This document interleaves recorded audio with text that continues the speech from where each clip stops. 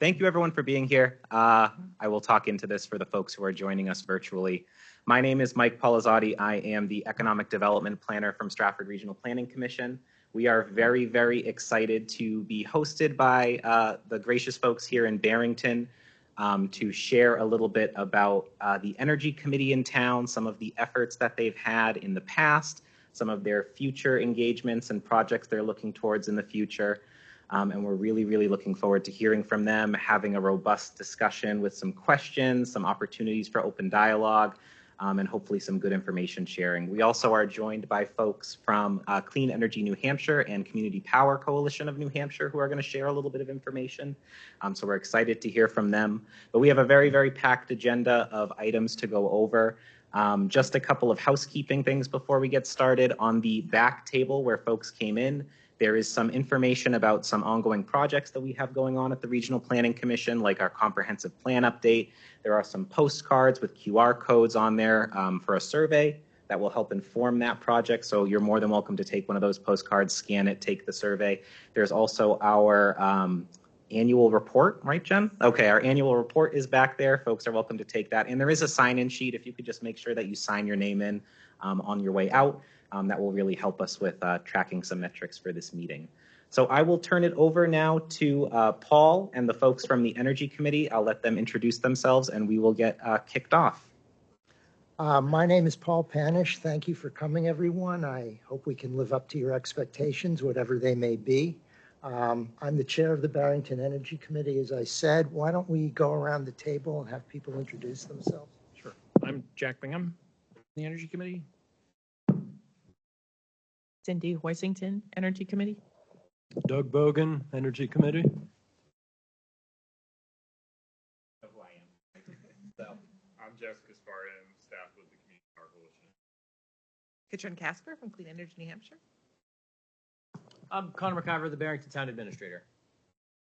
And with that, I guess we'll just dig in. We have a few things to go through. I'm going to start with how the Barrington Energy Committee was founded, and we'll move through our projects that we've accomplished to date, some of which did not come to fruition. Then we'll move on to our future efforts. So the first thing that I think some people might be interested in is how the committee was founded. And basically, it was an action of the Select Board in October of 2022. They had a decision to form the committee. Connor could probably give more details on that. I was not in on the early actions of the Select Board. I was happily ignorant of things at that time. And we had our first organizational meeting in October, the same month, the same year. The charter which the Select Board came up with to describe what they wanted the Energy Committee to do included everything, including the kitchen sink. I'm not going to go through everything that was there. This is the first page of it. This is the second page of it. And we knew we were in trouble right away. So the first action that we took pretty much was to come up with a simplified mission statement. I don't remember if I did this, if someone else did this. I don't know where it came from, but anyway, this is what we ended up with. We thought this was manageable. It was something that we could strive to achieve. And I think that's what we've been going by, although we don't look at it very often ever since. The projects that we've undertaken, which we'll talk to today, the most significant initial one was community power aggregation. That was suggested by Doug Bogan initially as the first project that we take on. It took a lot of time, but it was very good for the community and an incredible learning experience for me. We'll also do presentations on the rec center audit, our Energy Committee website, which has been key to making the public be notified about what we're doing and various resources that are available. We then undertook the Town Hall solar installation, which you may have seen when you came in. We recently purchased a new building for a well, the building isn't new, but it will be converted to a library. We consulted on that. We were interested in establishing a low-income weatherization program. There was some concerns about what the criteria were for solar site selection for additional solar projects we were interested in. We wanted to find out what the town was interested in having us doing. We undertook a survey, and then we tried to do some school outreach, which was not the most successful thing we've undertaken. In the future, what we're planning on doing, because of the cutbacks in funding, we are not expecting that any grants will be forthcoming in the future due to the new administration in Washington. And Katrina, I'm going to ask you to speak to some of this. Got it. We are planning on, I don't know if any of you are familiar with the Sol Smart program, but they've teamed up with Clean Energy New Hampshire, and specifically we'll be addressing with them solar and storage zoning ordinance updates. We'd like to work with them on a master plan section for energy. And then another thing we're going to be looking into is some building code guidelines, not building code modifications, but just guidelines for residential construction. That's it for my first one. Bear with me for a moment.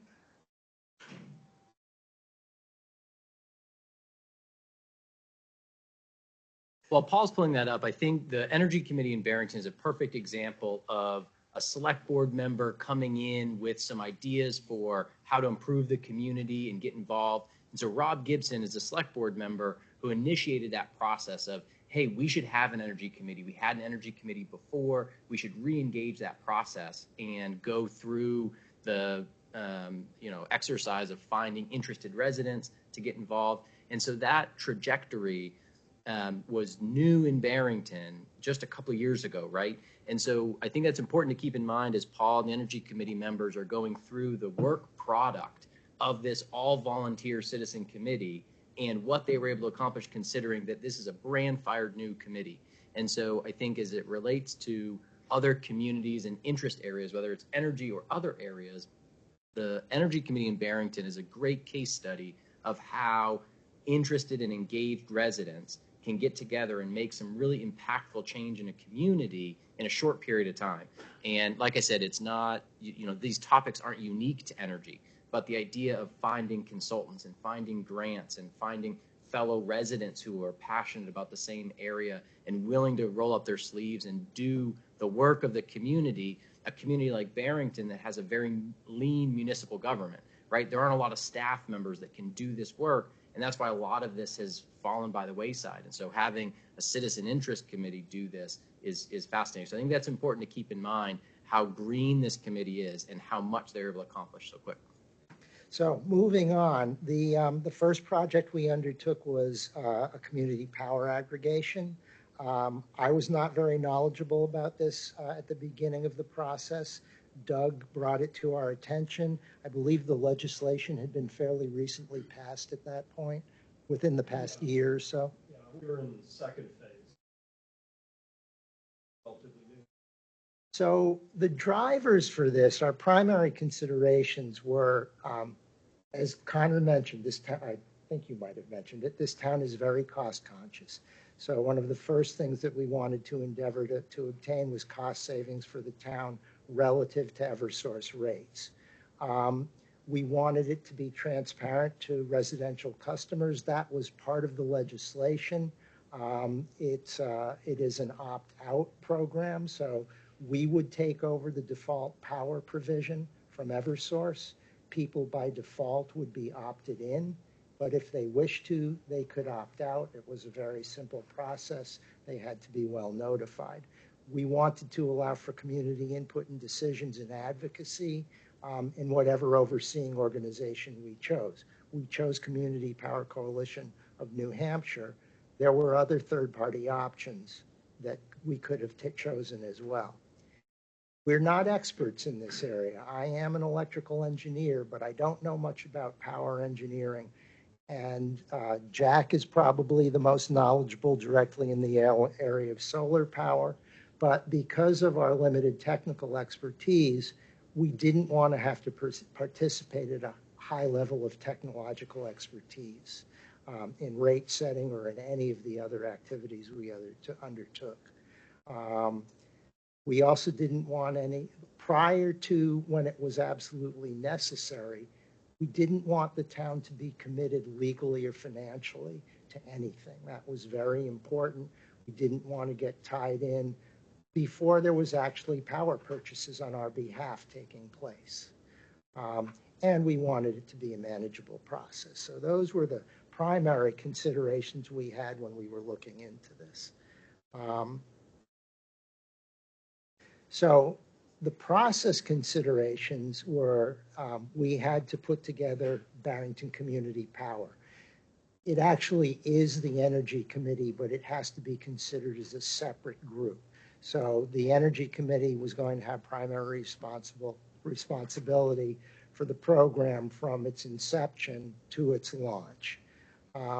What the Community Power Coalition offered at the time that we were doing this was a template-based approach to all of the processes, the documentation that were necessary to get the community power going.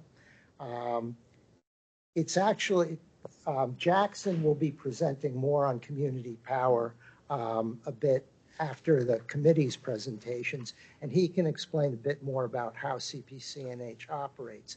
I think things are actually quite a bit more streamlined at this point. What we did was fairly primitive. I was pretty impressed with it at the time. Henry Herndon was the person who was responsible.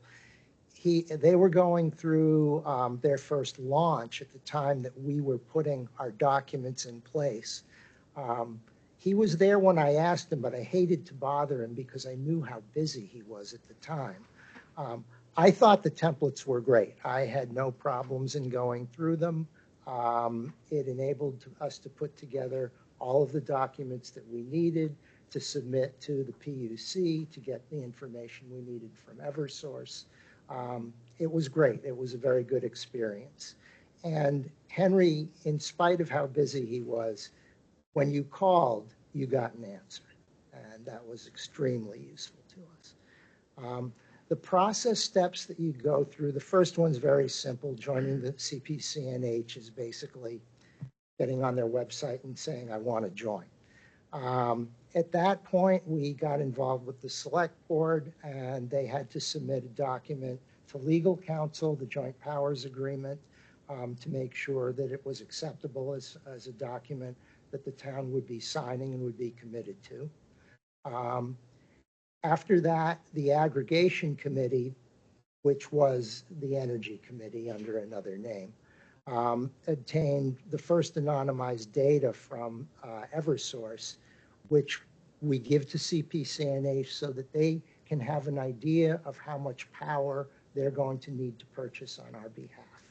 Everything is anonymized at this point. They have no customer names, but they have some idea of what our joining will mean. We then had to draft an electric aggregation plan. That is the guiding document that states how your community power organization will be handled. It's a fairly large document. Most of it was boilerplate. There's a small section where you need to state what the town's goals and objectives are. That was the most customized portion. Could be as short or as long as you wish. In addition to that, there's a requirement from the PUC for holding public hearings on a community power aggregation and on the electricity aggregation plan. I wish I could say that the attendance had been as many people as there are here now. To say we had single digits was giving ourselves a lot of credit.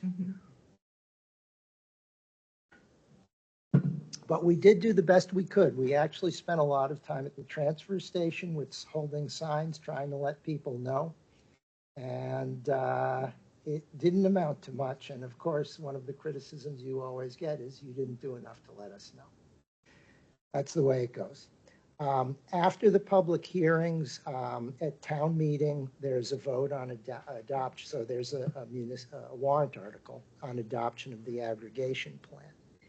If the community accepts it, and it was well accepted in our community. In fact, it received the largest share of positive votes of any warrant article on the ballot that time, right, Connor? Correct. Yeah, so we were pretty pleased in spite of the fact that we weren't really able to make people very aware of things. So we couldn't do a postal campaign. It was too expensive. We didn't have a budget for that. And though we did have the website at that point in time, it's not clear how many people actually see that, or there was a poster on the town's website advertising these activities as well, but we really don't know what kind of response we get from that. But we did get overwhelming approval. So contingent on that voter approval, the select board then has to approve the passage and the enrollment in the organization. And that enables CPC&H to commit to power purchase on behalf of the town. There's still some public outreach that's needed at that point. There's another meeting that has to be held where we explain the enrollment process, how people can opt out, how they can opt up to.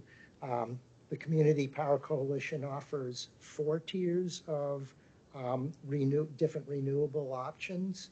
The basic rate is the standard, which has to be met by all utilities from the renewable portfolio standard, and then we have 3 tiers above that.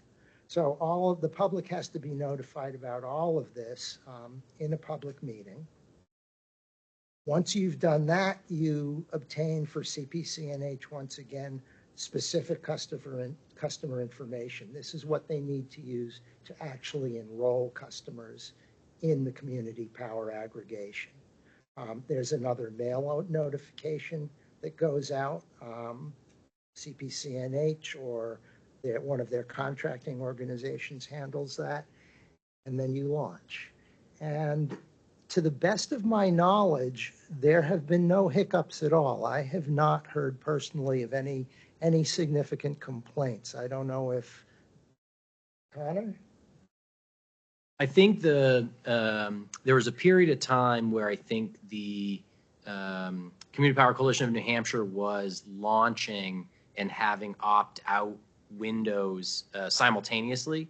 And I think that there was a process change where that was staggered a little bit when the letters were going out to communities so the call center could manage the call volume. I think that's the only change. We didn't hear a lot at our level, but I know from the Community Power Coalition in New Hampshire, that was one of the lessons learned of when those letters go out to residents, that instead of sending them to every community at the same time, correct me if I'm wrong, but that it's staggered now. And so that's the only, and like I said, that wasn't even from Barrington residents that heard any of that feedback. Okay, yeah, no, I haven't heard anything. In fact, at the last election, we sort of were cornering people to participate in the survey. And most of the people who I cornered and spoke to were unaware that any change had taken place. They didn't know that they were no longer getting default power from Eversource. Everything had been invisible and behind the scenes and gone very well, which for me was a positive sign. I've mentioned the website. I don't know if any of you have looked at it. It's very easy to find if you just type in, Barrington, New Hampshire, in a search, you'll come to the Barrington Town website, and we have a slot in there. Very easy to see if you want to find us. The purpose of the site was to serve as a hub for all our energy initiatives. Basically, anything that we're doing, or even if we're thinking about doing something, we'll generally be putting it up there. The person who's responsible for that website was not able to be here today. Leah Harrington, she has been incredibly responsive, putting that site together, maintaining it. Whenever I have a change, we talk it over with the committee, and she's put it up there. It's really worked well. The other things that we're attempting to do through the website is to promote renewables adoption and sustainable practices. That's not something that goes over tremendously popularly in this town. We're hoping it will catch on more and more as time goes on. The new administration, once again, is not going to help on that, but we'll see how this goes. We do have news and updates on the site. We don't keep that up as often as we should or would like to. But we do try to keep news on there, energy-related activities, things that we're doing, things that are going on, energy-wise at the local, state, and federal levels. And the other thing, of course, we inform about our own meetings. Yes, I think I'll have some more coming up. There are sections on the Community Power Program. All of the documents that we filed and as founding documents are on there. News related to the Community Power Coalition and specifically to our Barrington Community Power, rate information, links to opt-in, out, upgrade, downgrade, they're all on there. We also have real-time monitoring, which Connor, I believe you put that on, of the solar array. So people can see how that's performing. There's both real-time and historic information. And we wanted it to be an energy resource for people so that they knew what they could get from their local, state, and federal governments. We have fuel and energy assistance program links. There are tips to Clean Energy New Hampshire and a number of other sites for energy saving measures. Energy Star product listings, in addition to federal, state, and local tax credit and incentive information. There's links to everything that we can find, we put up there in a link. One of the things that we're planning on doing in the future, we had been looking into doing community education. We had first envisioned this as we would be making courses and presentations at the library. And in the survey, we discovered that the attendance was probably going to be something like prior meetings that we had had, which was not very thrilling to us. So what we decided we would do instead is we would look into educational resources that we could put on the website. So these are going to be videos, there's online courses, there's educator resources, which some of them are phenomenal. So the high school level ones are something that most adults do not have the knowledge that's contained in those presentations. They're outstanding, and I hope people will look at them.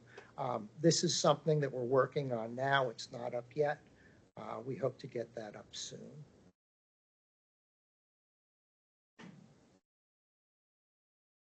Solar site selection. Excuse me. So when we first started talking about putting up arrays around town,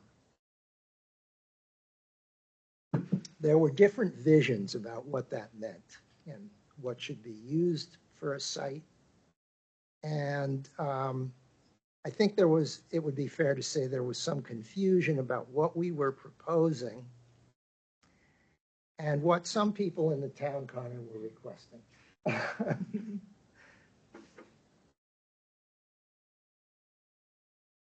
So I decided that it was time to figure out some criteria for what our ideas were on solar site selection and what we were interested in doing.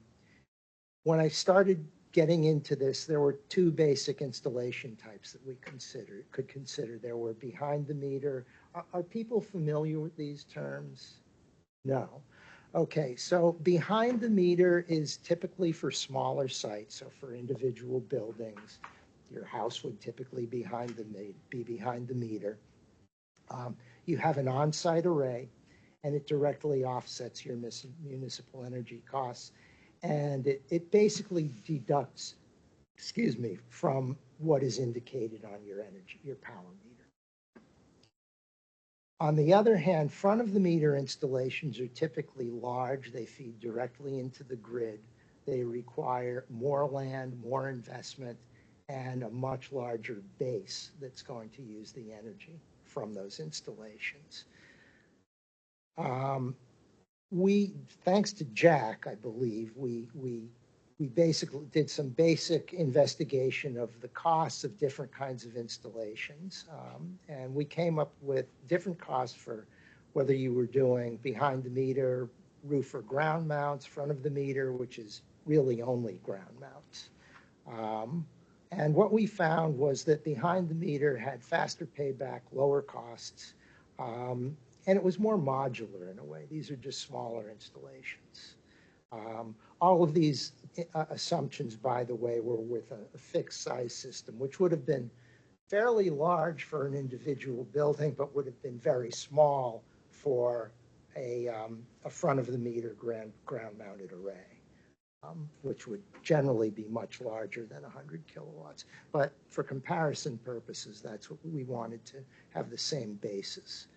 Now, what's best for behind the meter is rooftop mounts, high consumption buildings, proper orientation, so the building would be oriented in the proper way. The roof has to have good structural integrity, meaning that very old roofs would have to have an inspection, may need to be beefed up. And the other consideration is the actual, in most cases, shingles. You don't want to be putting a new installation on a roof that's going to need to be replaced in a couple of years. I have seen some houses near me that have put systems up, taken them down 2 years later, had the roof replaced, and put them back up. Not what you want to do. For front of the meter systems, I did some investigation. I looked into a number of documents. There have been a lot of studies done. And what the public generally prefers, they do not want agricultural land to be used for large ground mount systems. They prefer that disturbed open landscapes such as landfills, gravel pits, things like that where the area has already been disturbed be used. You have to be near three-phase power lines or the costs of connection start to become prohibitive. You need to avoid steep slopes. The soils have to be appropriate. Can't have shading, which generally isn't a problem in a large situation. And you want to avoid ecologically sensitive areas. Interestingly, in the survey that we did, the whole issue of disturbed land, there was clearly a preference for that, but I thought it would be much more overwhelming than it was. We did have a small response. Cindy will go into this. And it's not clear how indicative that was of the general population of Barrington's attitude towards these installations. So in the end, the key recommendations that we made, we wanted to prioritize behind the meter. This system on the town hall is a behind the meter system. The areas that we would have liked to focus on were the schools here have incredible roofs for this purpose. So those would be ideal. We have a public safety building, which is going to be modified at some point. Once it's modified, we're hoping that we'll be able to have an installation there. And there is an installation going in on the library, which Jack will speak to. And the other thing that you need to do in any of these projects, we didn't need to do it for the town hall because this was entirely grant funded. Situations where you're going to have to put a warrant article out, definitely want to engage the community early in order to get their support. And I believe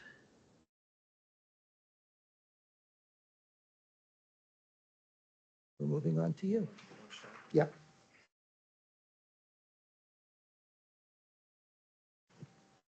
Paul, do you want to entertain any questions that may have come up in the Sure, in I'm phases? sorry. I should have done that previously. Oh, Matt, we can't talk to you.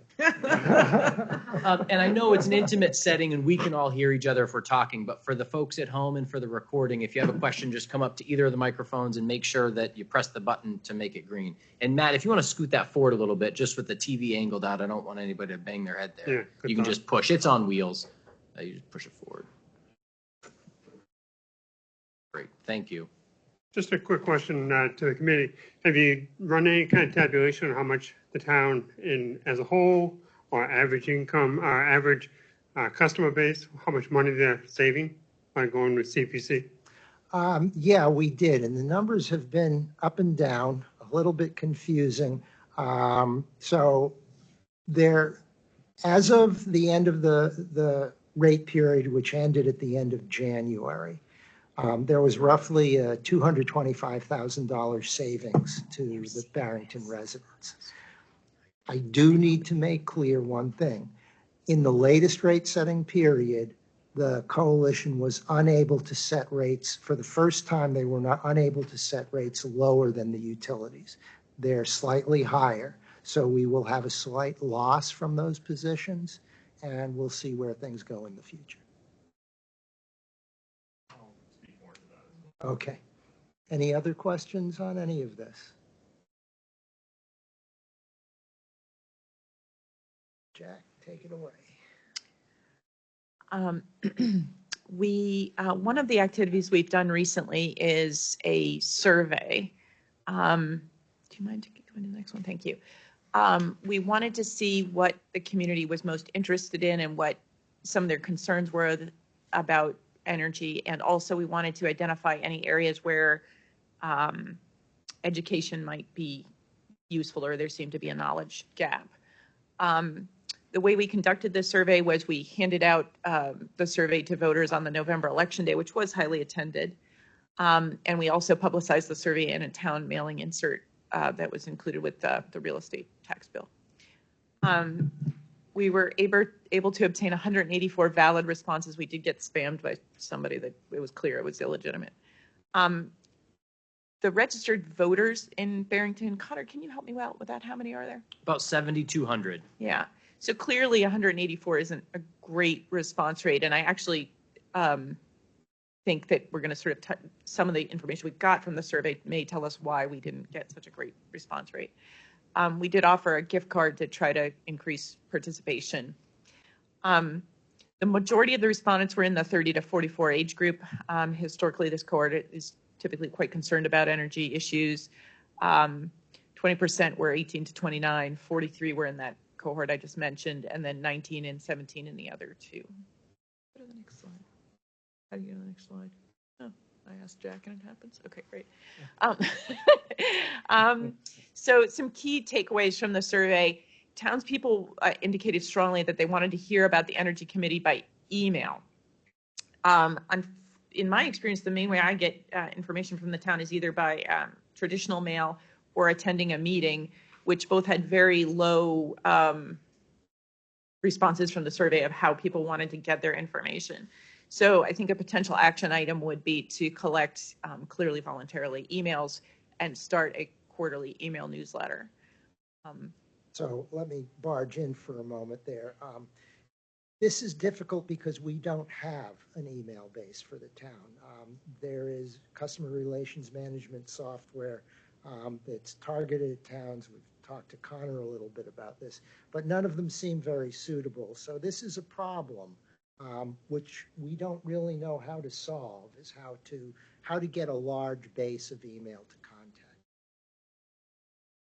We'll be having continued conversations about it.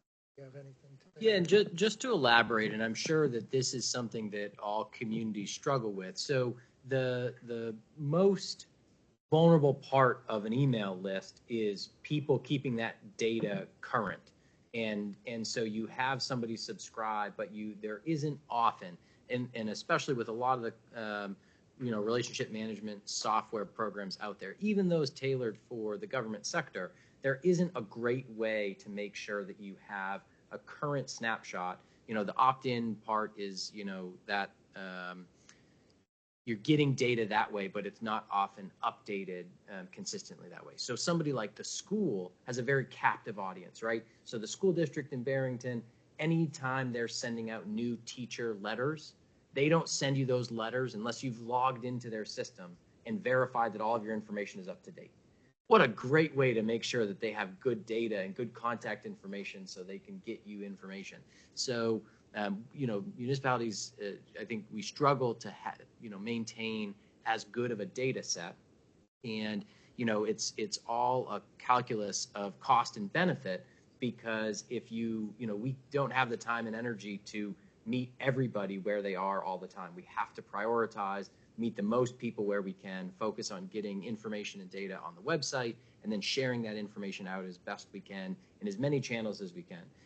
And so it doesn't seem like there's any clear-cut way to reach the most residents ever. But I will say one thing that has proved very effective for me in my role is anytime somebody, like they did with the Energy Committee, I'd never heard about this.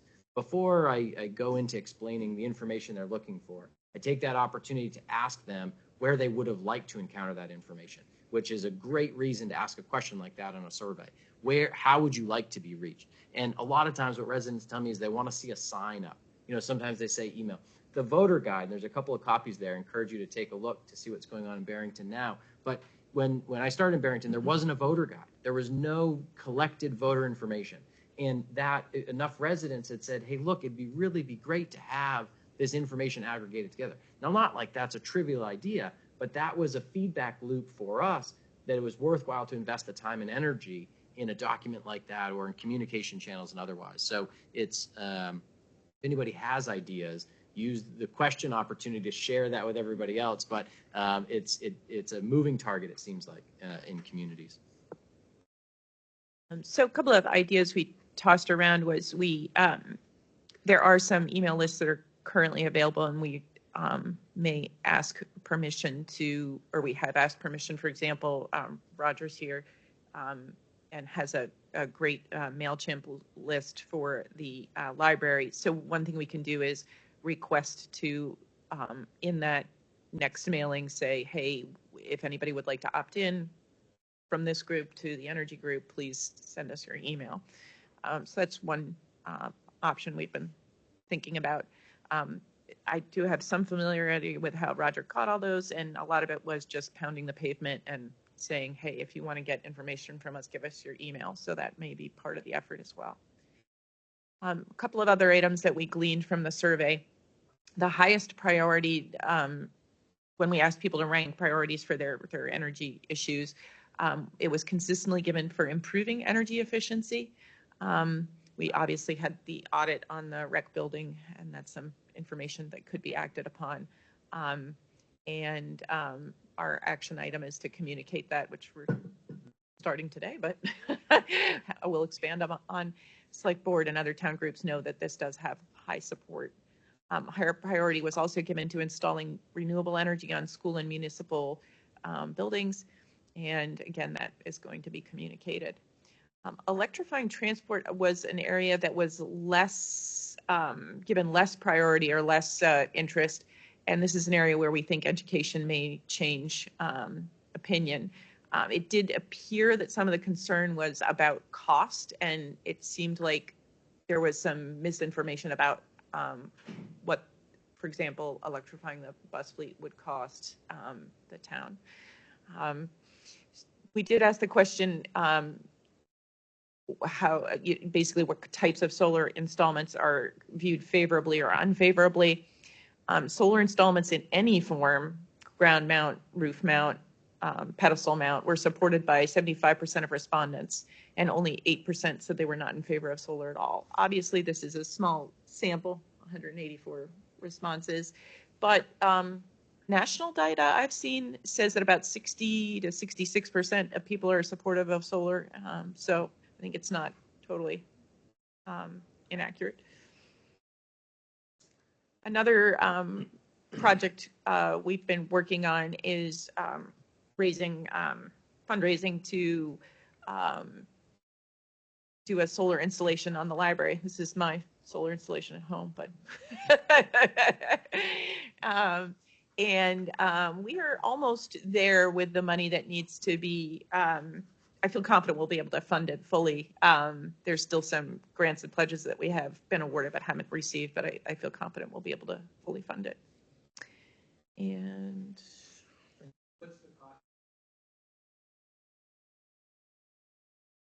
What's the cost of this one?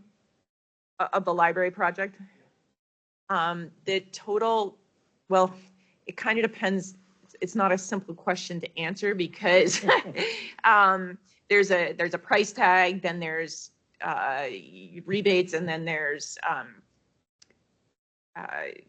gifts that are being made to offset it. So the if you had to buy it off the shelf, it would be about $175,000 for the rooftop and the ground mount. Right now, there's a proposed $40,000 gift from the installer, which brings it down to around 130. And then the rest of that 130 would be private monies raised, so no cost to the town directly whatsoever. What was the question? How big is the system? It's 67 right now. 67. Depending on when it's actually done, it may vary by 10 kilowatts one way or the other, based on panel availability. It gives me scale. Yeah. So, any other questions about that, funding for that? Okay. A third project, oh, sorry. Yeah, just to follow on to that question, with that 60, give or take some kilowatts, what does that replace in terms of cost? You know, it's $135K to install, but what would be the projected energy cost had solar not been part of the question? In other words, what are we saving? Hold that thought. Yeah, I was going to say, this is sort of my part was just how it's getting funded, but yes, we're going to address that Oh, shortly. hold if that's that all right. thought. Yeah.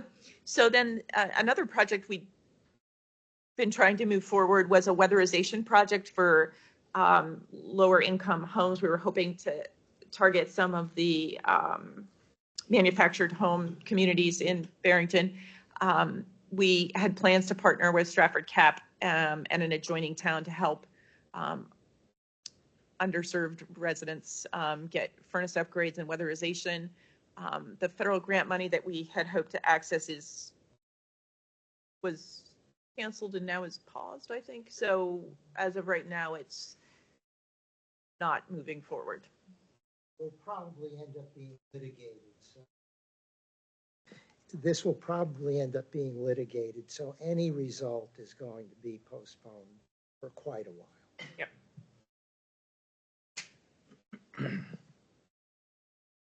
Okay, so the first technical thing we decided to tackle while we were in the midst of doing community power was the rec building. And I don't know if any of you have been to the Barrington rec building, but it's one of those buildings that you have to wonder,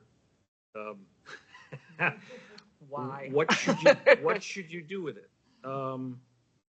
So we actually we engaged the firm to do a full energy audit on the building. And some of the things were obvious. There's a single wall polycarbonate window that runs the entire side of the building, which obviously is a huge problem. But the building it's a Butler building that's 30 years, 40 years old? 50. Okay, 50. So, and nothing's really been done to it since then. The furnaces are old. So we basically went through the whole process of auditing, and I don't expect you to be able to read any of this stuff. But this is the kind of data that we accumulated by hiring someone who knows how to do buildings. And they gave us various options about what modifications we could do to the building, what were the costs of those modifications, and what were the likely paybacks based on the available expected cost of those things and the availability of grants, subsidies, those things. So we went into a great amount of detail to figure this out, not really knowing that in the end, the rec department was going to, and Connor, you can probably speak this better than I can, get a substantial grant to rehab the building. And essentially all this foreground work became a blueprint for a lot of the work that maybe you can elaborate on.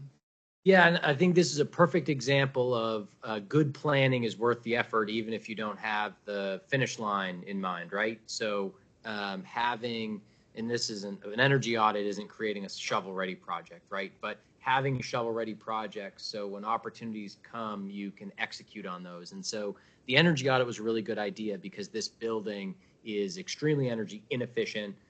The changing uses of the building over the last 50 years had been significant, and the energy audit made a lot of sense. And so we were able to leverage that information along with other information about programming and the use of that building to secure a community center investment program grant, which is funds, ARPA funds, state ARPA funds, which funneled through the CDFA, New Hampshire CDFA. And so that the energy audit, not only was it a blueprint to get the design build contractor an idea of where do we focus our energy so they, could hit the ground running, but it was also a valuable tool in advocating for that grant because we could demonstrate the need to rehab this building and make an investment in the community, this being the only community center. And so it was, and again, that's something that wouldn't have happened if we didn't have this group of citizen volunteers that were prioritizing the needs in the community. And so, very fruitful in this instance. Okay, so in the same building at the moment, Barrington has a library.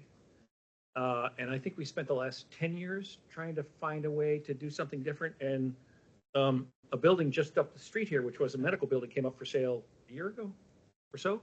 And we finally managed to get the community to agree to buy the building. So again, we've got this building that we don't really know much about. It's going to be modified substantially. We again, let's see, let me do this a different way. We started, Cindy and I started going to the building committee. It's a much nicer building than the rec center. Yeah. Yeah, so we started going to the building committee meetings, and the interesting thing about this building is it had 5 separate 20-year-old hot air furnaces to do the building. They were distributed in funny ways, and essentially pretty much most of them had to be replaced. That was the first thing. The other thing was that the building was not very well insulated. It had a mezzanine where all the boilers were, but that mezzanine was open to the attic. So it was just this tornado of stuff. So in the discussions about what should be done to the building, I casually said, well, why aren't we looking at heat pumps? And they said, well, heat pumps too expensive, da, da, da, da. And we said, well, wait a minute, why don't we actually look at this? Why don't we again do an energy audit? So there was an energy charrette that took place for everyone to contribute to the process of what we think we should do with the building. Again, we did a full energy audit. And in the end, we had solicited bids for the heat pump approach, and we had gotten the energy auditor to do a fairly dynamic report about costs and benefits. And when we put those two things together, it was fairly obvious that we could do the heat pumps if we did these insulation and air sealing things. And it wasn't even a close thing, I wouldn't say. It was pretty obvious that, boy, if you don't do this, you're crazy.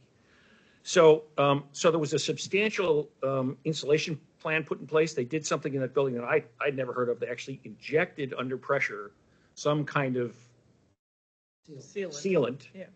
And the building started out with an air infiltration rating of 6, and we got it down to 0.7 or 0.8, I believe, by doing multiple injections of this material. So the first thing is the building is dramatically tighter than it was. Then they fixed this mezzanine problem. So that's sealed off and doesn't vent. So again, energy audit, lots of details, but to cut to the chase, so the total cost of energy using gas heat and no solar was estimated to be $15,000 a year based on the insulation plan.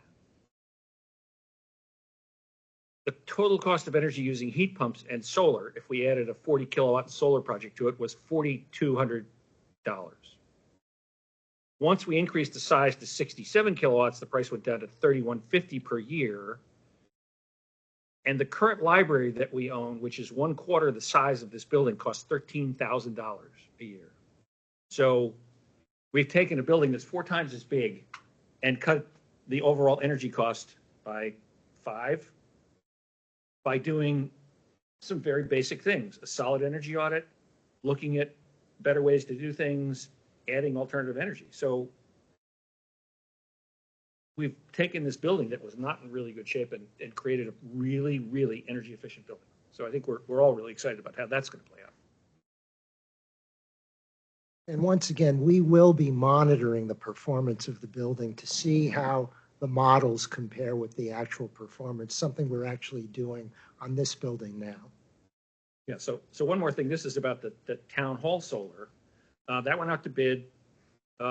We had a fairly simple set of criteria for what we were looking for. Paul and I have a lot of experience in the inverter market, and we were really specifically interested in a few inverters and specifically not interested in some other inverters. So some bidders bid those inverters. Adherence to bid specs was fairly important to us. Realistic production estimates was one of my major concerns. If someone's going to propose doing something on this building, I'd like them to be honest about the numbers, because we're going to use those numbers to go to the select board and say, here's how we think this thing is going to perform. We're comfortable with these numbers. And then obviously cost was an issue. In the end, Paul said something about monitoring the building. We went a step further. Obviously, solar systems, you can easily monitor their production, and you want to do that because you want to sell renewable energy credits, which is a little extra money to the town. But you also want to know how the thing's performing. We went an extra step and added another meter so we could measure the total load on the building. So every month, Paul and I look at data. I pull data off the solar, and it tells me how much energy I generated, how much energy was used in the building, and how much energy went out through the meter as excess. And the reason we want to do that is those two things are priced differently. Energy that comes in through the meter and is used in the building is priced at retail. We get the cost of energy, we get the cost of delivery, we get the cost of transmission, and we get the taxes and fees reduced 100%. The energy that goes out through the meter, you get the cost of energy, the cost of transmission, and a piece of delivery. So it's not worth as much money. So we obviously were really interested in what was the percentage of energy actually being used in the building, and what was the percentage going out, and what was the real value. So we can actually, on a monthly basis, see exactly what's happening with the system and how the building is performing. The other interesting thing we now have is a tool that we can look at building loads and figure out where our energy is going. And we spent a Friday a couple weeks ago just turning everything off in the building and slowly turning things on to figure out where the power is going, which is, it's a handy tool to have. Can't say that it net us anything dramatic, but it was worth the effort. So, you know, I think in the three things that we've done, we've taken a fairly serious approach to data-driven processes to make sure that these things work the way they're supposed to, that they bring the town real value, and that they're going to do that for a long time to come. That's it, isn't it? Oh, and this is the town hall. So the town hall, the one more thing about this building is this is a little bit of a funny building because it's not facing due south. This wall, which has most of the panels on it, faces due west. And 10 years ago, we would never consider even putting anything on this building. But the price of solar has dropped like 85% in the last 10 years. So suddenly, these things make perfect financial sense. They don't generate as much as a south-facing system, but they're still financially really doable. Yeah, and of course, the modeling that was done in estimating what the system performance would be took all those non-optimal orientations into account. So we came up with an estimated payback period of, I think, 9 years. I can't really remember what it was anymore. And we will be tracking that information, at least for the first year and probably somewhat thereafter. So far, we are ahead of where we expected to be. Grab that back. I am running a little bit behind, so I am going to skip out on some of the things that I was going to say. Just quickly to bring up, I had, as I mentioned, the school roof would be an ideal site for, the schools are the largest municipal energy consumer. They would have been an ideal place to start, or at least finish, or do something with. Unfortunately, it's been very hard to get the cooperation of the school administration. I had a personal interest in the electric vehicle bus fleet, which would have been a leased program. That went nowhere with the administration. Our approach was going to be to present it in an educational fashion to the board. But with what's happened with the funding possibilities now, the grant programs for those facilities are basically gone. So we're probably going to give up on that.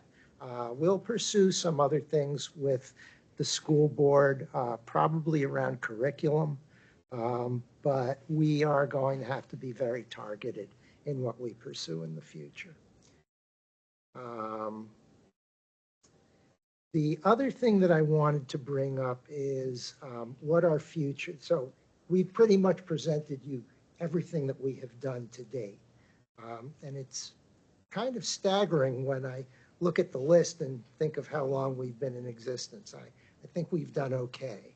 Our future efforts probably will be more limited. And I'm not going to go over these in great detail.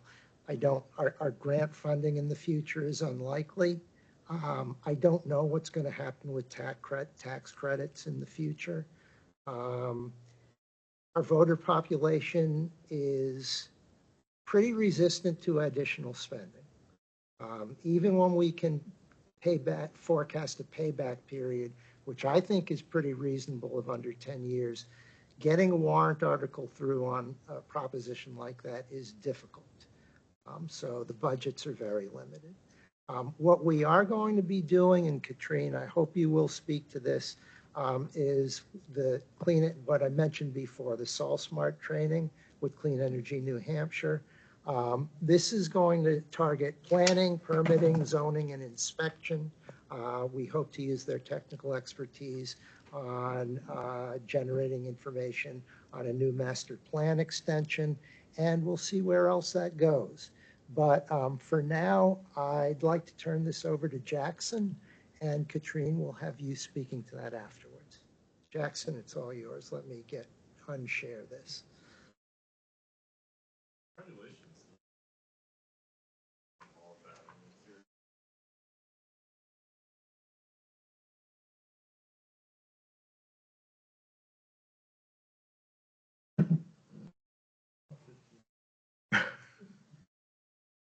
That's because you're trying to do things while you're sitting there.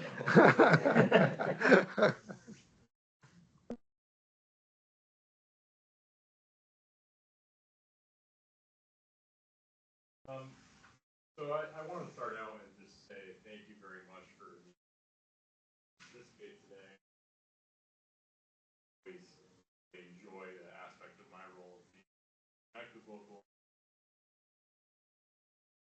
And you know, you did a great job also process today, but service that you received.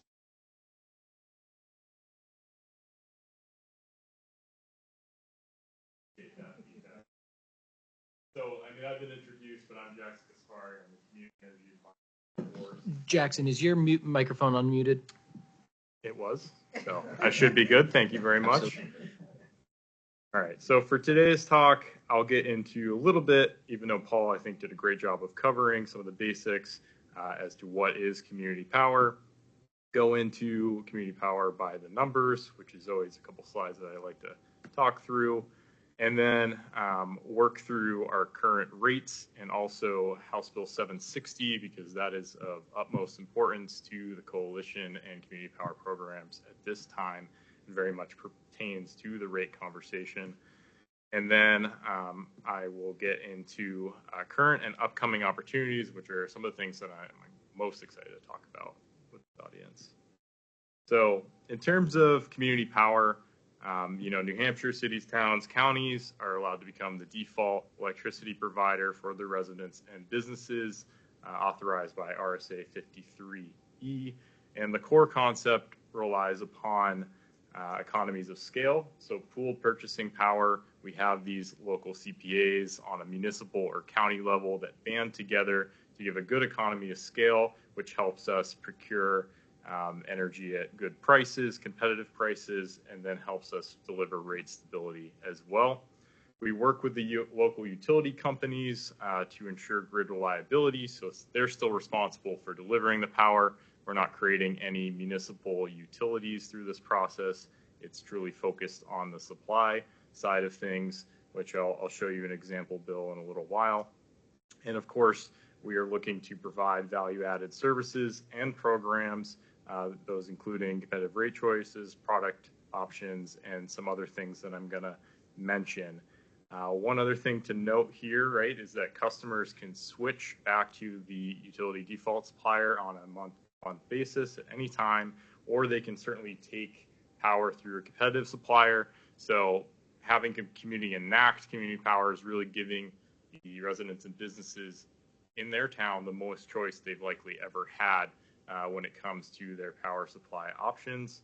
And another key aspect of this, which a lot of you may be familiar with, but if you're not, these programs have to be paid for by the revenues received from participating customers. So tax dollars by law are not allowed to fund programs of this nature. So what are the sort of key pillars to what we're trying to do? I mentioned the competitive rates and expanded choices. We're also obviously working to provide, as an organization, financial stability and sufficient financial reserves on behalf of our member communities, which can be utilized in high-priced times to keep rates stable and competitive if necessary. We really also try to work with our CPAs on regional collaboration and trying to provide independent technical support for various energy projects. A big portion of my role is to serve in that capacity and make sure I'm connecting with our membership energy committees and either connecting them with the right folks in the industry to provide support or providing support myself. And we collaborate with Clean Energy in New Hampshire on some of those items as well. And certainly a lot of what we're focused on also is public advocacy and innovation. So really trying to drive changes that our membership feel are important for New Hampshire in terms of legislative measures. And I'll talk about 760, but we have 5 other bills we're supporting this session, a couple that we're opposed to. So our Director of Legislative and Regulatory Affairs is doing a great job in that space. So this is a quick overview of the coalition membership. At this point in time, I'm certainly not going to speak to all the names in here, but just to say that, we are pretty broad throughout the state of New Hampshire at this point, with about 70 engaged members. 50 of those are now operating programs, including 2 county programs that are operational. We have 4 that are set up to launch, but we are pausing launches currently, so we are expecting our next launch window to likely occur in spring of 2026. And we have a number of communities that are in the planning stages as well, and some that are eligible in the beige to participate through a county program likely in the future. So now I'll go through community power by the numbers. A couple slides here. CBC&H helped the first wave, as we call them, of communities launch programs in April of 2023. Since then, we've helped deliver through those programs over 1.2 terawatt hours of energy. And to bring that down to something that's a little more tangible, that's enough energy to power over 150,000 homes for 1 year. So we've had, different programs launch at various points in time. And at this point, we're serving approximately 200,000 accounts across the state. And on a population basis, we're approaching 40% of the state's population. So collectively have delivered over 20 million in customer savings while providing easy access to renewable energy products. Paul certainly mentioned some of those earlier, and I'll show an example of what those look like. To date, pretty high participation rate throughout all the communities that have launch programs in the counties, being 73%. So about 200,000 of 274,000 total eligible electric customers in those CPAs. Certainly some folks would rather stay with their local utility or take power through a competitive supplier. And we aren't really able to serve right now net metering customers. I'll talk through the logistics of that, but that makes up a portion of folks that aren't participating at this point. Also, if you break that down by utility territory, some people might find it interesting. Eversource being the largest IOU or investor-owned utility, we're serving 136,000 customers in that territory, 36,000 in Unitil, 16 in Liberty, and a small portion within NHEC. NHEC is the most similar to us of the utilities in that, they're nonprofit governed. They aren't regulated by the Public Utilities Commission. They have a little bit of a different approach just overall than the 3 IOUs. So if we look at Barrington Community Power by the numbers here, this program launched in June of 2024, over 200,000, which I'll mention earlier, in customer savings, which has been great. And I will talk through the current rates, which the base rate is a bit higher than the Eversource default rate. So even after that's been in effect through July. We're projecting that net savings will be around $170,000. So that figure will drop. Your average residential customer may be paying like $5 or more a month on their electric bill. Certainly, if that is too much for folks, the good news is they are able to leave and then hopefully come back at a later date. So that optionality is there if that's the best choice for them. Within Barrington, we see to date a 67% participation rate. So that's about 3,300 electric customers of the almost 5,000 that we have noted there. And the reason some folks aren't participating in Barrington, if you dig into the numbers, about 22% are with a competitive supplier. So they've selected another supplier option. 4.5% are net metering, so about 220 or so. But overall, the program has seen more people enter it than exit it since launching. What is the EverSource? A little over 8.9 cents. Welcome. And it changes every 6 months. So I'll show the rates that we have effective March 3rd. We were offering an 8.9 cent rate that unfortunately needed to be increased, which is not typical for what we have done historically or what we ever plan to do. We try to stay with fixed 6-month rates that align with the investor-owned utilities due to some changes with a contract, unfortunately, and the state of where prices went with an incredibly cold winter. We had to set rates to cover our costs. Again, this is something we try to avoid. These are the current rate options in effect March 3rd. Granite Basic is the least cost option that was brought up earlier, meeting the renewable portfolio standard that's mandated by New Hampshire. So that's the 25.2% that you see in the renewable content. That is kind of contingent on the availability of RECs in certain classes. At some points in time, I will mention that, that RPS value has been lowered by the state to be a number that's ultimately less than 25.2%.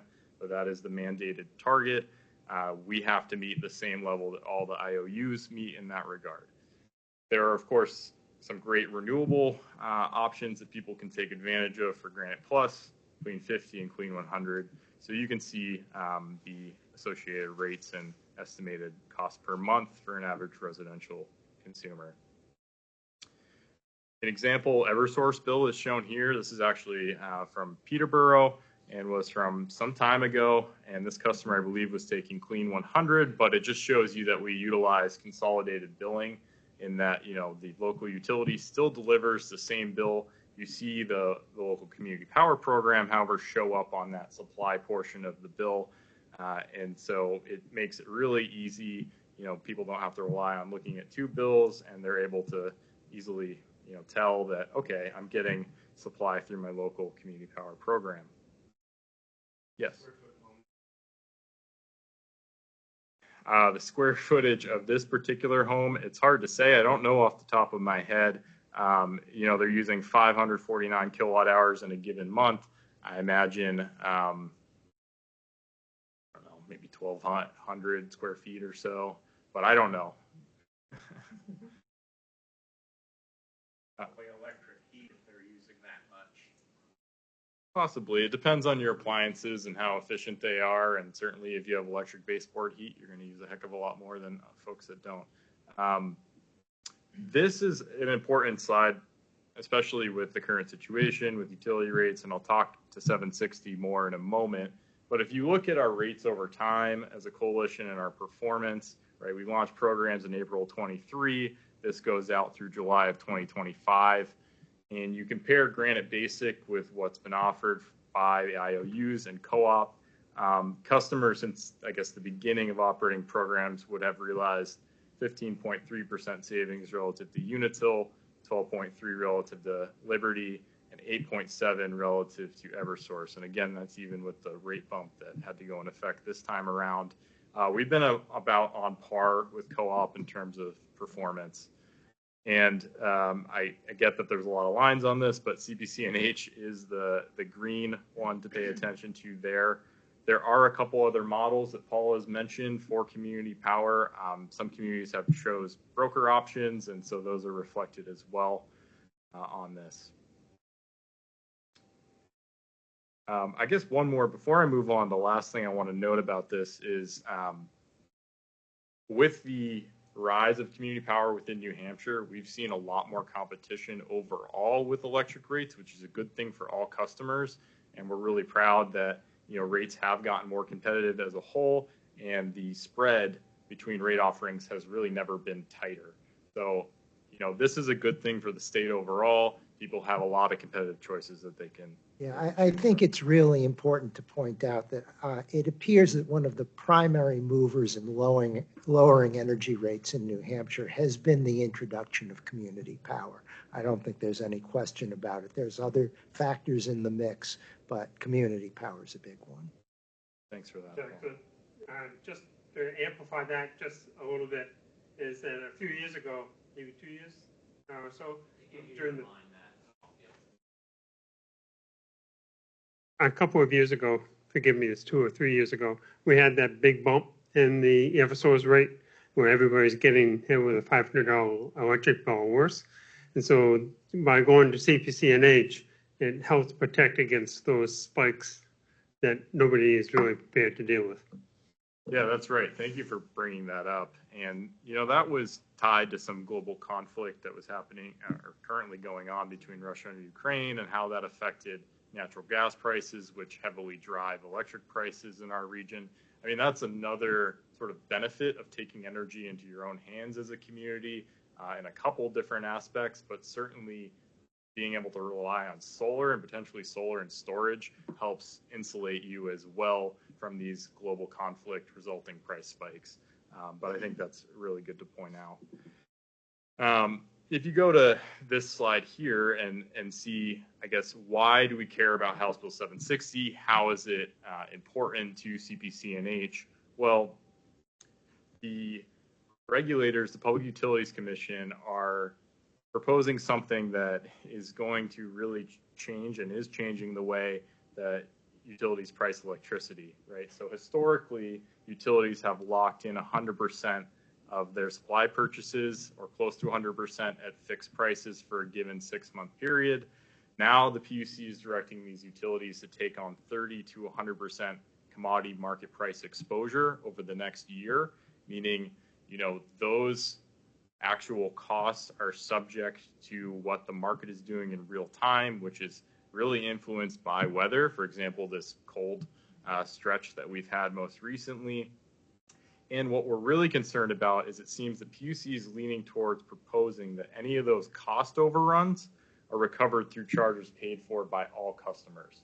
So this would effectively force any competitive supply customer or community power customer to be subsidizing the fact that the utilities are not collecting enough through their electric rates. And this is a cost-shifting proposal that CPC&H is very adamant is anti-competitive and would essentially undermine New Hampshire's competitive electric market, making it impossible for both third parties and community power to compete with these artificially low rates. And so this is a major focus of the coalition. Fortunately, with a really strong base of having, you know, now 50 active programs and 70 members, we have a great collective voice in the state of New Hampshire, and are working really hard on a bipartisan basis and have secured bipartisan sponsorship for HB 760 that would ensure that any of these over or under collections that result from this practice are associated with the supply portion of the bill and have to be recovered over a maximum of 2 rate periods or 1 calendar year. And so that would prevent any of this cost shifting from occurring that we're all concerned with, and would really protect some of the core principles of New Hampshire, which are, you know, customer choice, market competition, so on and so forth. Of course, there are a lot of other values than just price when it comes to community power, but that is an important component, especially for a community like Barrington. We want to make sure we protect the choices and allow for a fair playing area for everyone. So, you know, we're encouraging folks to contact your lawmakers, encourage them to support 760. And if you're interested in learning more, we've stood up, I think, a pretty nice public advocacy page as part of our website. And so that includes a bill tracker where you can track bills that we're interested in throughout their progress. You're able to sign up for our action alerts where we're able to submit information to you that you can utilize to contact your legislator. And if you don't know who that is, we even have a tool for you to find out who that person is. So it's a nice one-stop shop that helps support House bills like the one I mentioned. So in terms of current and upcoming opportunities here, and I'll try to be relatively brief on these, but I do think they're worth mentioning. We listened to some of our membership needs, especially on a municipal level, right? A lot of government entities want to have their accounts participate with their local community power program. So in response to that, to give them a longer period of price assurance, we were able to offer and are offering annual fixed price rates in two versions, a calendar year version that runs Jan through December, and a fiscal year version or summer version that runs July through June, which is now the next opportunity for some of our accounts to participate. Again, these are available for any non-residential accounts. So we do have some larger commercial customers that have utilized these, and you can see the rates listed below. And I've been sort of a key contact on the CPC&H side for this and, serve as their key accounts manager. I will say we have about 200 accounts participating in this now. It makes up 3 to 4% of our overall load. So they're relatively large accounts when you compare with the 200,000, around 200,000 we serve. Please ask me a question, and it won't be dumb.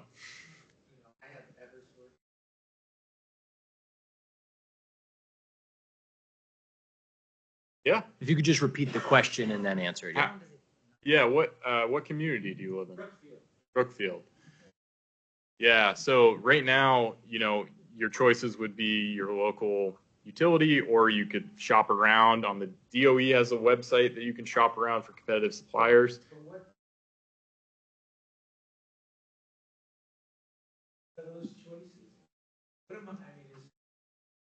Yeah, through your local utility, the default supply rate meets whatever the renewable portfolio standard is, and that is the one option. You are not able to select another product. That's kind of one of the main benefits of this as well, is giving people easy choices on a month-to-month basis to move around.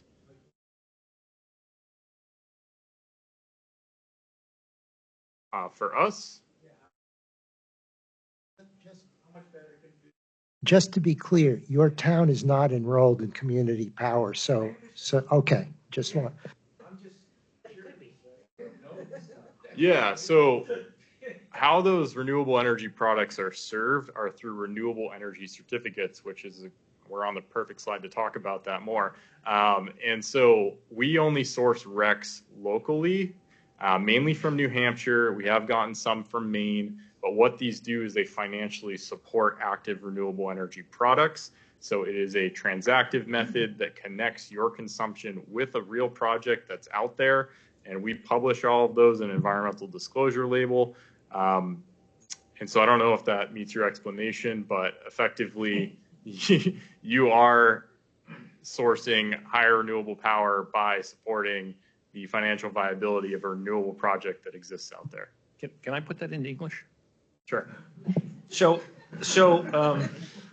any solar array that's connected to the grid generates what are called renewable energy certificates. So every megawatt that a solar device makes generates a credit. Currently, RECs are sold in a market, and the pricing is in the neighborhood of $30 per REC. So that money that those solar energy systems generate are purchased by utilities to satisfy a law that requires utilities use a certain amount of renewable energy content. So that's the first part of that. The other part I'm going to help clarify is that you do have the ability to buy power from another source. There are companies out here that will sign contracts. They're usually 1 to 3 year contracts. Pricing is all over the map, but you can look them up and see. Actually, I think if you go to the Eversource website, there are you can look up options for energy prices. Those tend to be long-term contracts. The really fascinating thing about community power is that it's your choice. And it's month to month. And it's month to month. So we probably will have people opting out in Barrington for this cycle to save a penny per kilowatt hour. I don't think most people would do that, but I think it's an interesting option to say, as opposed to a third-party contract where you're locked in there for 3 years. Does that answer? Okay. Yes, thank you for that. I appreciate it. So we talked about, I briefly mentioned that we typically don't serve net metering customers. It's the same problem all competitive suppliers face right now, is that we are not able to pay you for the exports to the grid in the same ways that utilities can. And we'd like to be able to solve that and be able to do it. The reason why we can't is effectively we would be paying twice. We have to pay for the power, assuming that you're not producing anything in terms of putting it back on the grid. And then we'd have to pay you for the power that you put back on the grid. And so we need to change that model if we're ever going to be able to compensate you. But what we can do is we can buy those renewable energy certificates or the RECs. And that's a great way to engage with folks that have solar. We've also started talking to a school district in New Hampshire that has thermal RECs, and we're hoping to close a deal with them relatively soon. But the nice thing is we're able to pay 95% of the market price. We don't have a lot of overhead. We're providing another option for aggregation that hasn't been there in the past. And we're able to pay $35 a REC, or basically $35 a megawatt hour, which is a bit better than people have gotten historically. So we've created a one-stop shop website for this, cpcnh.org/rec, which contains all the information you need. And I think that's enough on that one. And then group net metering, we're hoping to have an opportunity. I may be running over time, so I apologize. An opportunity for folks in Eversource territory with governmental loads to sign up with about a 5 megawatt solar project. And this will be really, I think, a good chance potentially for some governmental loads to be able to support the development of a solar project within Eversource territory and then receive either an on-bill credit or a direct payment on a quarterly basis, which we're going to be able to hopefully offer, not quite finalized yet, but between a cent and a cent and a half per kilowatt hour. So you can think of that as, for every kilowatt hour that's enrolled through your governmental account, a cent to a cent and a half reduction in the effective electricity costs that you're paying. And, you're supporting the financial viability of the solar array. The other nice thing that's going to come through this is that we're going to have an out for governmental accounts with at least a year's notice, which isn't typical of these contracts that tie up accounts for 15 to 20 years. The great part about that is as communities continue to develop their plans in the energy space, they have an opportunity to exit that account if they want to develop their own solar array or do something else. So Mark is our Director of Programs and Projects, and he's been the contact on that. So I'll wrap up there. Thank you again for the invitation to participate. I hope you found some of this information interesting and helpful. And I'm certainly available to be contacted after the fact. Great. Nelson here. Oh, hi, Pete. New Market. I just had a question on the RECs because I still trying to. The REC credits that if you're on Eversource, you're locked into Eversource because you have an existing array and you're gathering REC credits. I still don't understand I would like to be able to choose. I personally have solar on my house, so I go through, as most people would, a third-party company, in my case, Knollwood, which handles the REC credits for me and handles how much I'm getting paid. Right. Is there an opportunity for that to, did I hear you correctly saying that I could choose to sell my REC credits to you? Correct. And it seems like it's a little bit of a dark science on how that all gets priced. So I think if you could kind of explain a little more precisely that process, it would be helpful. Especially because if you can do that on a wide basis for all your member communities and all the people that are generating rec credits, it would help you out, I would think, tremendously, right? To have that as part of your alternative energy portfolio, because now you're claiming all these rec credits that otherwise would be going to Eversource or Unitil or someone else. Right. So regardless, I mean, we have an obligation to buy a certain number of recs to serve our products and our RPS compliance. This way, we don't, I mean, historically, we've gone out and got big contracts with large, say, like a hydro facility or a biomass plant or a large solar array, and have purchased bigger bundles from them. This way, we can purchase more from sort of individuals that have solar arrays within their own communities and satisfy some of our obligations there. And because we have sort of limited overhead, we can offer a pretty good price for those that doesn't negatively impact our organization's finances. In terms of, I'm not an expert on rec pricing, I have to admit. So Mark, I wish he was here to bail me out on that one a little bit, but I know it's a competitive price compared to some of the options out there. And if you have an existing contract, you are able to exit and pretty easily sign up with us through the website that I mentioned. So do you work, does Community Power work with some of the third-party providers or No, not? we are a direct aggregator. We don't work with a third party. To be clear, the facility owner has to decide who they sell their recs to. So the coalition can't take over people's recs. Right. You have to give them permission. No, I understand, but it's also the process of doing that is not clear. I hope that the website would make it clear. Well, So I'll yeah. direct you to it. I'll check that out because that's new Yeah. to me, that Great. that's available. Thank you.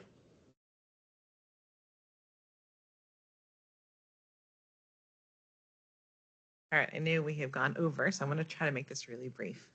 But Clean Energy New Hampshire is a nonprofit organization that actually is cost-free to your municipality. We are here to help you, to support you, and get you through all these kinds of projects. One thing that's really rare about energy projects is there's not a lot of places in a town where there's a group of people that are actively trying to save everybody money. So this is an incredible group here because they're up here doing their work, putting their energy in to save money. So many other groups are finding ways to spend it and things to spend it on. So if you're looking for a really impressive and important community-based group, this is the one I would definitely suggest you bring to your select board or to your, whatever your governing body is. One of the reasons I wanted us to come to Barrington is because this is an exceptional group, as you have seen in all the projects they've done and how quickly they've done them. They are incredible and hardworking and really focused. But I do think that you can find a group of these people in pretty much any town around you. And one of the things I've seen, I work with over 48 cities and towns in Strafford and Rockingham County. And one of the things I've seen really help an energy committee thrive is having a really diverse group of people that have a lot of different skill sets. So you don't have to be, an expert at RECs or solar or an engineer. These things are awesome, and please add them to your community if you can. But it's also really important to have somebody who just knows everyone in town. That's a great person. That's huge. And having somebody who knows how to organize things, somebody who can make a graph or a chart. So something to think about when you're doing this is to really look for a group of people that have different skill sets, that can bring them together, and that really want to make a difference for their community. Some of the things that you've heard us talk about today that are really important are not only are you saving money, but you're giving stability to a community. So if you have the ability to maintain a price, so you have solar, you're no longer dealing with that fluctuation. A war breaks out, oil prices go, you don't care. It's the same price as it was when things were different. So it gives stability to a community, another really great asset that not every community can do. And also there's a lovely added benefit of, cleaner renewable energy, less pollution in the air around you. Something that we've been talking a lot about is the strain on the power lines. And I know a few years ago, I spoke to someone who worked for Eversource who talked to me about his very real concerns for brownouts. That was alleviated pretty quickly by so much solar being installed recently. Those concerns are coming back because we're using more energy. And the more we are installing renewable energy, the less likely that future becomes. It's also really wonderful to think about the fact that you can create energy no matter what's going on outside or what the process is. So just some things to think about, a great thing to bring to your community. I am here for you. If you're one person has the idea, I would love to come talk to your select board. I'd love to come help you start finding a group. We can even, meet at the transfer station or at the library and ask people if they want to join a committee. There's a lot of ways to do this. Just reach out. I have a card at the back. I would love to help you. And one of the last things I'll say is the best thing to do is to not start with the giant list of all the things you need to do in your community. Think of 1 to 3 projects. And one of the best ones that we've talked about was the energy audit. That can be free through New Hampshire Saves if you have the time to wait, or you can also pay 25% of the cost through resilient building groups. If you want to go a little faster, I can help you through all that stuff. And that just gives you a list of what you want to work on and places to start. If you reduce the energy you need, you have to produce less energy on the other side. So lots I'd love to help you with. Please reach out. That's all.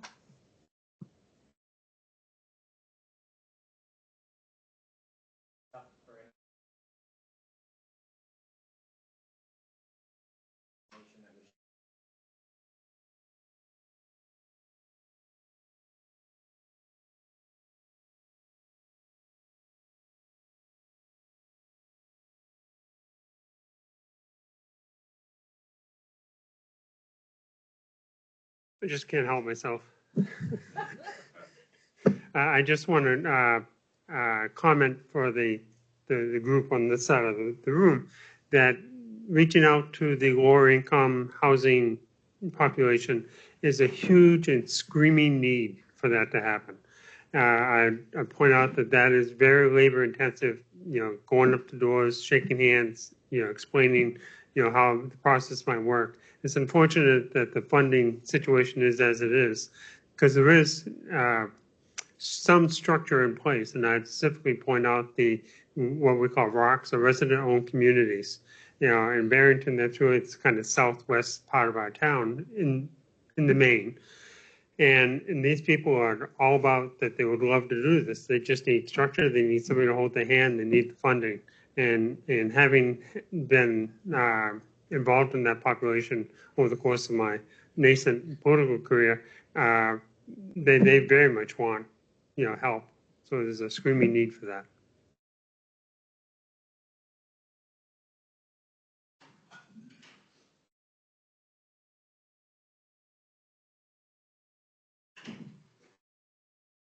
Joyce Capiello, Barrington resident and select board member. So I wanted to take this opportunity to just thank you and just sort of summarize for everybody the real savings that you're bringing to the town. So 3 years ago when I was running for select board, I met with some of the department heads and I met with the rec department. And they told me we had just had a 10-day cold snap and they had gone through an entire tank of oil. And that was somewhere around 500 to 700 gallons in 10 days. So that building was really energy inefficient. And so you laid the groundwork for that rec department to get the $1 million grant. So I'll be curious to see what the savings are once that building is improved. The library, you gave us some real numbers that the annual heating bill is around $13,000 now, and you expect it to go down to about $3,100. So that's a really significant savings. The town hall, from my understanding, once it's in service a year, we'll have better numbers on what that savings is. But these are all like really amazing savings that will be line item budgets that we can reduce in the municipal budget, which then ends up on taxpayers' savings on their tax bills.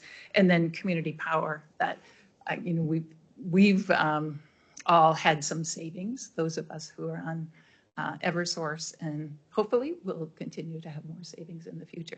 So thank you, because I know you have all put on an immense amount of effort and work. So thank you.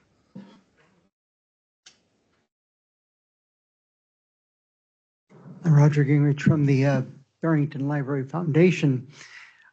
Comment and then a question about this building. Comment is that the comparison numbers that were given about the library that sits up there on Ramsell Lane versus the new building down the way here, 22-year-old building, but newly renovated. The cost of heating that building and cooling it when it was a medical facility, hard to get because it was owned by HCA, and getting data out of HCA was like squeezing a turnip. But what we did get suggested that they were paying somewhere between $22,000 a year to heat and cool that building. The energy, RBG and our energy committee has come up with probably something around the order of $2,100, $2,400, something like that. I mean, reducing the cost by about a seventh to a tenth what they were actually paying to do the same building. My question is, are there blocks of months that before the solar panels were put on this building, and so you were paying for heating and cooling before the solar took over, that are comparative? In other words, a block of 4 months, scroll ahead, now the solar panels are there. Can you compare the energy consumption? So you need to keep in mind that the heating in this building is not electric. They don't use heat pumps in this building. There's still a cost to it, though. There is a cost to it, but it's not reduced by the use of solar panels. Only the electric bill is. So we're covering electric usage in the building. And we're covering a pretty good percentage of that. We can't cover all of it because the building is in use, at times such as now when there's no production. Sure. So, but what we are doing is we're tracking the performance relative to what we had estimated it would be. So there will be a break even. And what we want to know is, does the break even occur when we said it would, sooner or later? Mm-hmm. Thanks. Yeah, so one more thing, Roger, that because of the way seasons work, solar production is kind of like a sine wave. Sure. So, the winter's down here and the summer's up here. So what happens is that you tend to generate a massive credits up here that then get used on the back end, but we turned this thing on at the back end. So we're actually using a lot more electricity this winter than we will, well, from a financial standpoint, than we will next winter. Mm-hmm. We'll have a whole bunch of credits stored away from next summer that we'll use to pay off a portion of the winter's bill. Got it. Thanks.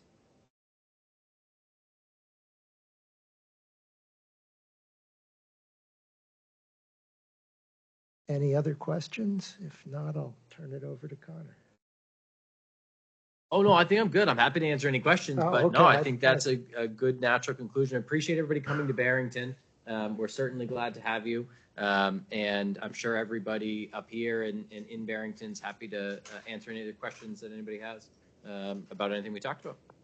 Yeah, I just in want to issue my addition, thanks for all you folks doing what you're doing and showing up on a really crappy day. So if I really you do appreciate want you any being here. more information on any of the topics we discussed, let us know.